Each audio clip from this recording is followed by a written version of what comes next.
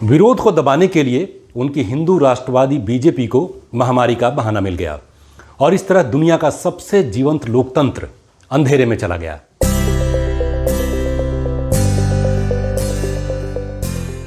ये बातें नरेंद्र मोदी और हमारे देश भारत के बारे में टाइम मैगजीन में कही गई हैं, जिस पर गर्व करते हम थकते नहीं।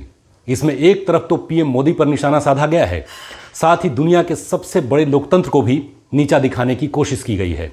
यह सारा अल्पज्ञान टाइम मैगजीन में उस लिस्ट के बहाने उड़ाया गया है जिसमें दुनिया के 100 सबसे प्रभावशाली लोगों को जगह दी गई है। एक बात और, ये जो टाइम मैगजीन है इसका कोई भी ऑफिस या ब्यूरो भारत में नहीं है। इसका एक छोटा सा ब्यूरो हांगकांग में है। हांगकांग चीन का हिस्सा है और वहीं से बैठकर इसके जुझारू पत्रकार भारत के बारे में अपने अर्ध ज्ञान का अंधकार फैलाते रहते हैं। अमेरिका की टाइम मैगजीन ने 23 सितंबर को दुनिया के 100 प्रभावशाली लोगों की सूची जारी की। इस बार भी इसमें भारत के प्रधानमंत्री नरेंद्र मोदी को शामिल किया गया है।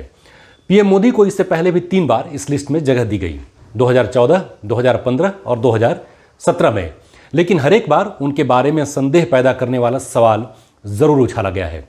ये तो एक वानगी है कि किस तरह पश्चिमी मीडिया को भारत के खिलाफ जहर उगलने का एक बहाना चाहिए होता है। इसकी पूरी पड़ताल करेंगे, लेकिन पहले टाइम मैगजीन की पीठ पत्रकारिता को समझिए। नरेंद्र मोदी को कई बार टाइम मैगजीन के पहले पन्ने पर जगह दी गई है। शुरुआत करते हैं 2012 से। नरेंद्र मोदी 2012 में गुजरात के मुख्यमंत्री थे। उस वक्त उन्हें टाइम मैगजीन के मुख्य पृष्ठ पर जगह दी गई। इसमें लिखा था मोदी मीन्स बिजनेस, यानी तारीफ। लेकिन अगली ही लाइन में लिखा गया कि but can he lead India.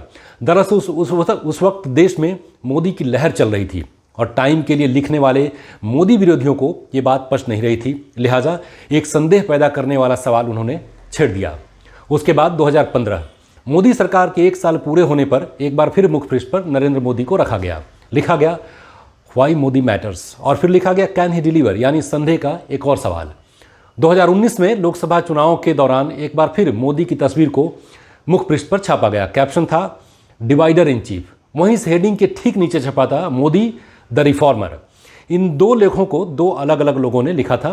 Divider in chief के लेखक थे आतिश तासीर, जो कि जानी मानी पत्रकार तौलीन सिंह और पाकिस्तानी राजनीतिज्ञ और व्यवसायी सलमान तासीर की औलाद हैं। अब इसके आगे कुछ कहने की ज़रूरत नहीं रह जाती है। 2020 में भी मोदी को लेकर एक उसमें लेख छपा है और उसमें कई बातें लिखी गई हैं और उसमें आप देखिए किस तरीके से वो सामने आया है। पहला जो पॉइंट है वो है विरोध को दबाने के लिए उनकी हिंदू राष्ट्रवादी बीजेपी को महामारी का बहाना मिल गया और इस तरह दुनिया का सबसे जीवंत लोकतंत्र अंधेरे में चला गया है। इसका जिक्र मैंने ऊपर भी किया है। भाजपा ने कुलीनता को ताक पर रख दिया और मुसलमानों को निशाना बनाया। इतना ही नहीं, इस लेख के साथ साथ खास बात यह भी है कि इसमें शाहीन बाग की दादी के नाम से मशहूर बिल्किस बानो को भी जगह दी गई है। वही शाहीन बाग जिसके कई थिंक टैंक दिल्ली दंगों के मास्टरमाइंड बताए जा रहे हैं और उनके खिलाफ जांच चल रही है।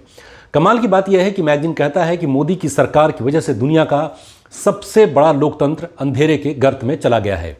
वहीं लिस्ट के 100 प्रभावशाली लोगों को चुनने के बारे में इसके चीफ एडिटोरियल डायरेक्टर डैन मक्साई का क्या कहना है, जरा देखिए।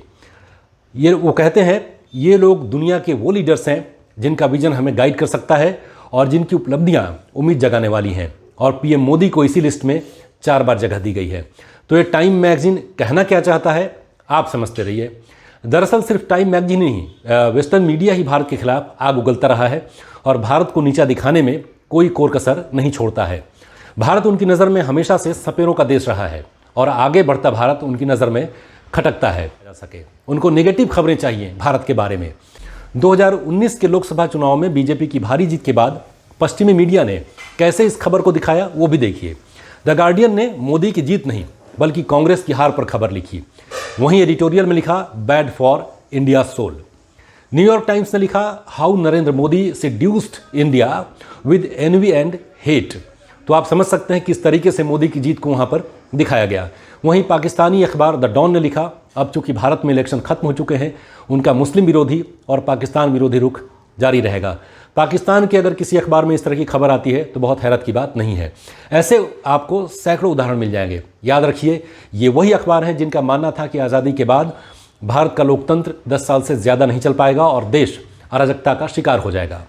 आज एक बार फिर ये लोग भारत के खिलाफ और भारत के लोकतंत्र को लेकर अनाप शनाप लिख रहे हैं। वहीं दूसरी तरफ अमेरिका चीन से मुकाबले में भारत को सबसे ताकतवर सहयोगी के तौर पर देख रहा है, तो फिर टाइम्स मैगजीन और न्यूयॉर्क टाइम्स जैसे मीडिया हाउस क्यों भारत के खिलाफ लिख रहे हैं? कहीं ऐसा तो नहीं है कि हमारे ही लोग फंडिंग कर रहे हैं वैसे लोगों को जो धुर मोदी विरोधी हैं, उनका एजेंडा है, लेकिन अपने ईगो सेटिस्फैक्शन में देश को नुकसान भी पहुंचा रहे हैं? तो ये सारी जानकारी मैंने आपके सामने रखी। अब आप खुद फैसला कीजिए कि किस तरीके से पश्चिमी मीडिया को तमाम भारत की बढ़ती तस्वीरों और डेवलपमेंट के बावजूद भी भारत की एक ऐसी तस्वीर दिखानी होती है जिसमें नकारात्मकता ज़्यादा हो और जिसमें पॉजिटिव खबरें कम हो। इस वीडियो को देखने के लिए आपका बहुत बहुत धन्यवाद। मेरे वीडियोज़ को देखते रहें, मेरे चैनल को सब्सक्राइब करें, इसको लाइक करें और शेयर करें। नमस्कार।